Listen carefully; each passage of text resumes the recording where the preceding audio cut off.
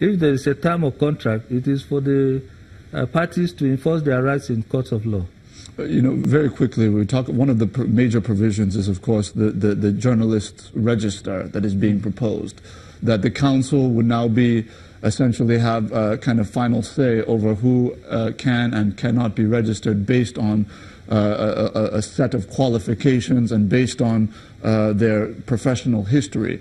Now, in view of that register, if, for example, the bill could be modified in such a manner that you were able to, that the press council, for example, if it's able to stand, could separate the you know, kind of the unprofessional journalist from the professional, you may not have the kind of backlash that we're seeing. But in a case where maybe a media house, the positions expressed in a media house run contrary to maybe the interests of the National Assembly or maybe the interests of the executive or whatever the case may be, then they could potentially use the press council to say, look, we can not only punish this journalist, but we can also deregister him and stop him or her from practicing media in this country.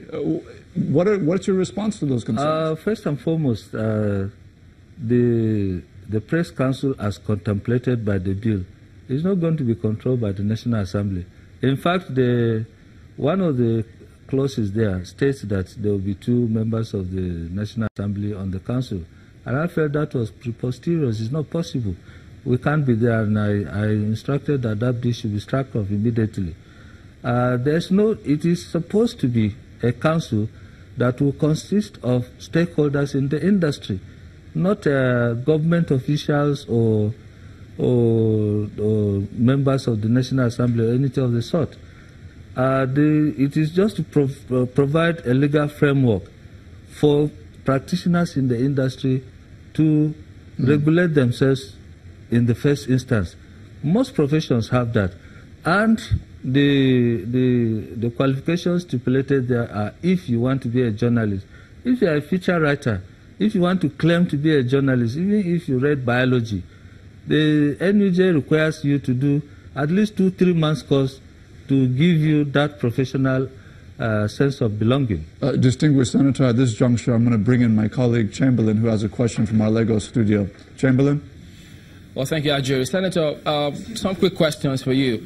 Some stakeholders, in fact, most of them, they've got issues. They ask that if this bill was well intended, as you say, how come you didn't reach out to them at the conception stage rather than at the public hearing?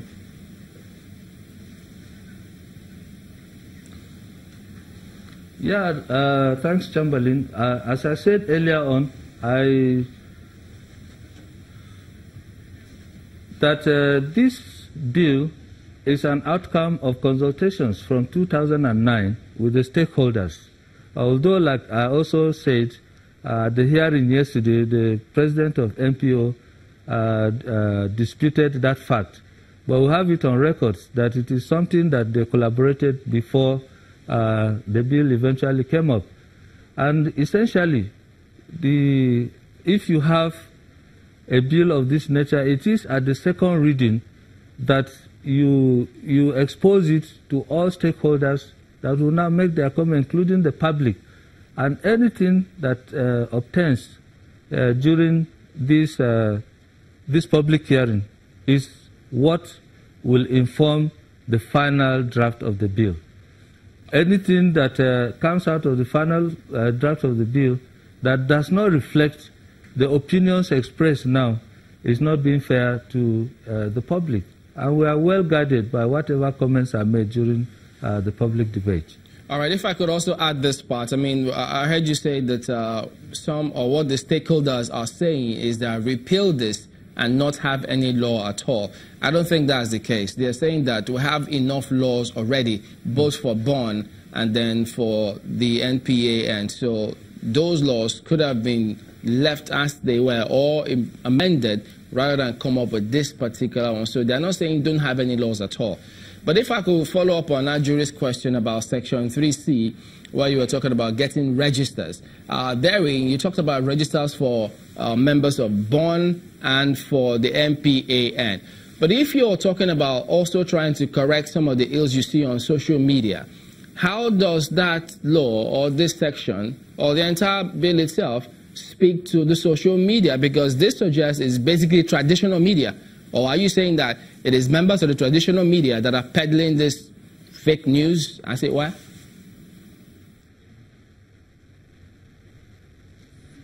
Certainly not. I have not made any allusion to that.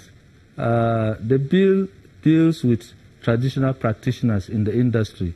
It does not address the matter of social media.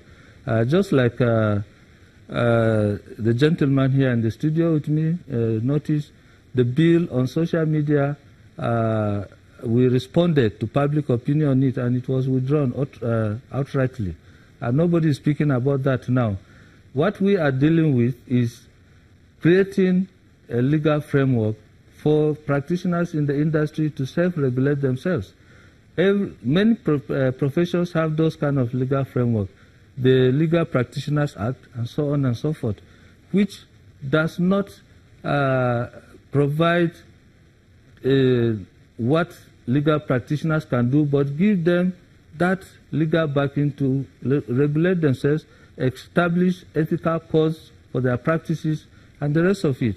And there are so many professions out there that have those kind of legal backing. If you regulate yourself as an editor in the office, deciding what can be published and what cannot be published, that is self-regulation in itself, just as our senior Epu said earlier on. But again, when the time comes, when it is crunch time, you need a legal framework that can give you that strength to do what you are doing. That is just the long and short of it. Distinguished Senator, I know this is a conversation that is certain to continue, but certainly we're very thankful that you made out time this morning to share the insights from the perspective of the National Assembly with us this morning. Thank you very much. Thank you very much. Thank you. Standing by with me has been Senator Suleiman Adokwe, who is the chairman of the Senate Committee on Information and Culture. At this juncture, I will throw it back to our Lagos studio, where Chamberlain is again standing by. Chamberlain.